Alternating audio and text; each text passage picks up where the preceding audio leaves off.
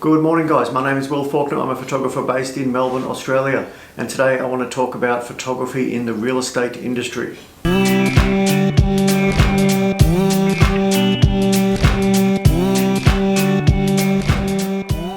So I've spent a few years in the real estate industry, and I've done photography and video work in multiple sectors. I believe I've covered almost all genres of real estate photography.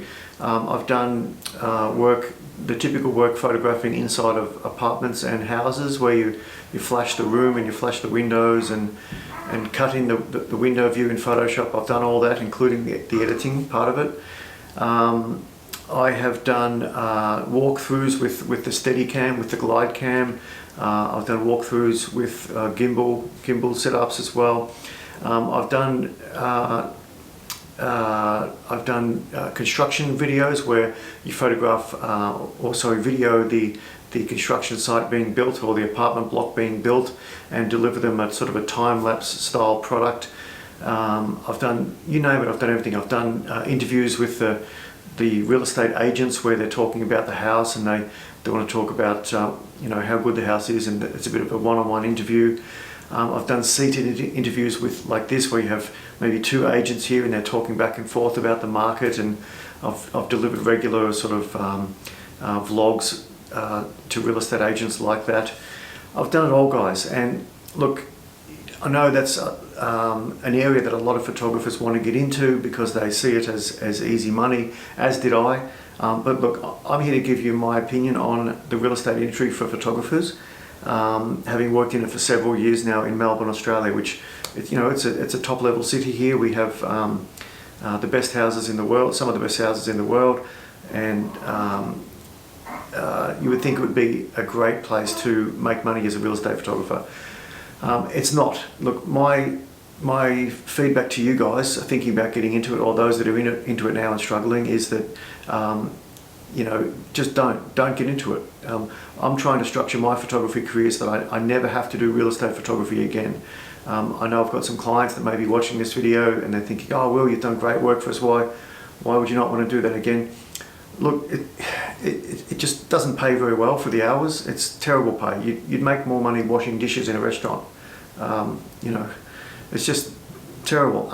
And these agents and these real estate people, these in all different levels, mind you, from the local realtor around the corner all the way to the developers at the top, and I've done work for developers too, by the way. They all have the same sort of ethos. They will gut you like a fish and leave you by the side of the road for someone who's $10 cheaper, okay? You might have worked for them for several years and you think you have a relationship, you think they're giving you ongoing work, until you get an email or a text. If you're lucky, by the way, if you're lucky you get an email or text, sometimes they just stop calling you and you'll call them and go, hey guys, what's happening? You may get an email or a text saying, hey, look, we love your work, but look, we've just got this new relationship with such and such agency, and they were able to do it for $250. You're doing $300. You're charging $300. They're charging $250. So, yeah, look, we know you've got a wife and kid to support, but we're going to go with that because they're a bit cheaper. And then the next person comes along and discounts that mob, and they're constantly sort of churning through photographers. I know I might sound bitter, but look, believe me, I've worked for multiple different companies, and I'll give you some examples, okay? I had a contract. I had a contract of work with a real estate group here in Melbourne, and they typically do these high-rise apartments. They sell them, they lease them, and they all need photography and video. So I was handling the video side of things for them. I would do like a 1-minute video showcasing the property and maybe some outside attractions, and then deliver it to the client. They would market that with their marketing for the property. And they came to me and they said, look, we've seen your work, we love your work. What will you charge us for a sort of a 1-minute video for each property? And I said to them, look, it's going to be about, I think it was like $700 or something like that. There was a fair bit of work in it. I figured out it was about 4 hours work in each video, maybe 5 hours work in each video. And that was Melbourne wide. I said, okay, so it's $700. And they said, look, how about we do a deal? If we give you enough work, can you discount it? And I said, what are you talking about? And they said, oh, we'd like to give you like 30 videos over 6 months and could you do it for $450? I said, look, yeah, I can, but I'd like to get that on a contract. So you're protected and I'm protected. And they said, that's fine. I drew up a contract, I had a template ready to go, and they signed the contract the next day, and we started work that week. And I made 11 videos for them, and one of them was an auction style video where they were handling the auction, and I was to video the auction taking place. So it was a different video product than what I had traditionally done for them. So I did 10 property videos they're happy with, I did one auction video. This auction video, I couldn't get close to the auctioneer and the people. I was sort of standing back with a long lens.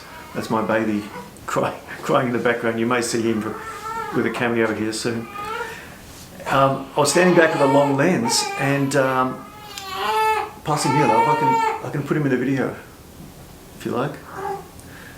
She's trying to give him the dummy.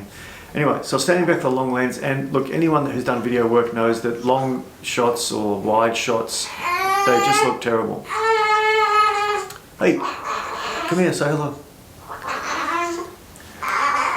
Here he comes.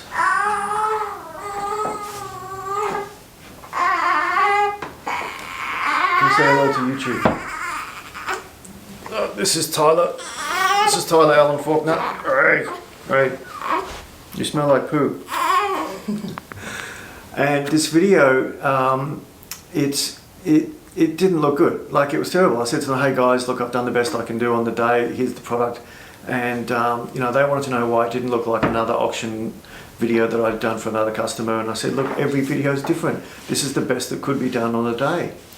And they ended up saying, oh, look, you know, okay, no worries, we'll get back to you. I did one more job for them, videoing the apartments, and then I never heard from them. Now remember, they're on a contract to deliver me, it was like 3 videos a week I was supposed to be doing.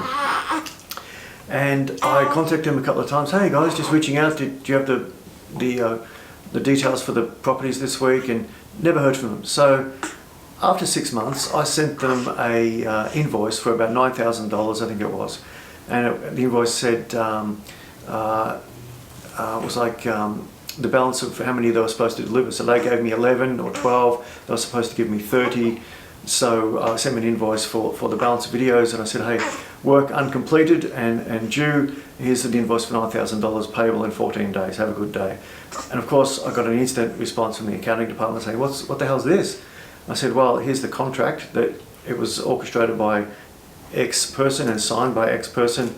Once again, the invoice is due within 14 days, have a good day. They paid that invoice the next day.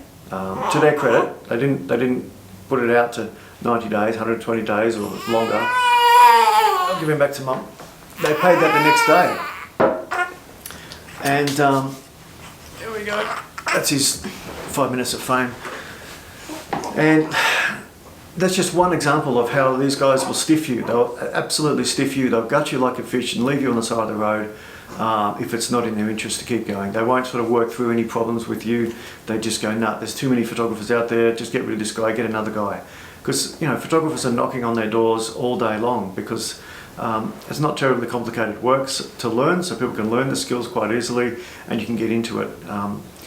It's not a huge outlay of capital equipment to get into it either. So, you know, you've got to be aware that going into these this type of work, there's going to be a lot of competition, the work's going to dry up, and it's going to be very, very difficult. So I'll give you one more example before I go. I recently chatted to a professional photographer who'd been doing real estate photography for, I think he said 20 years.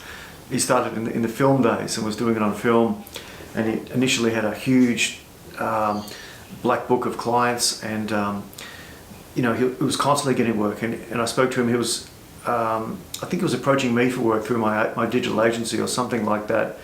And I said, look, just tell me what's happening. And he said, oh, look, you know, I've got a wife and kid to support.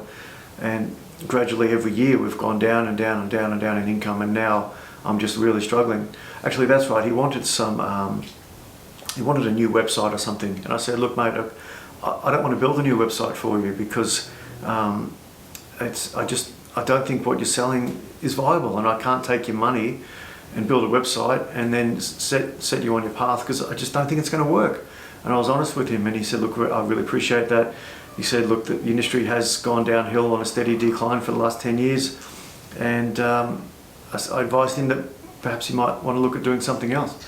So guys, these days I do all sorts of other types of things in photography, including YouTube, to try and make a living and try and support my family. I do fine art. I try and push my tours. I'm hoping the tours take off soon. They've been a bit slow to take off, but other photographers are doing them, so I can do it as well. Selling acrylic prints, if I've looked at my work and it's on par with other photographers selling for thousands. So, give it a go. But look, I hope that helps you guys. I don't want to keep ranting about it, but I just want to give you my experience about real estate photography, property photography. Just don't do it. Stay away from it. Do a few cash jobs if people want to fling you some money, but don't expect to make bread and butter paycheck out of it. It's just not going to happen.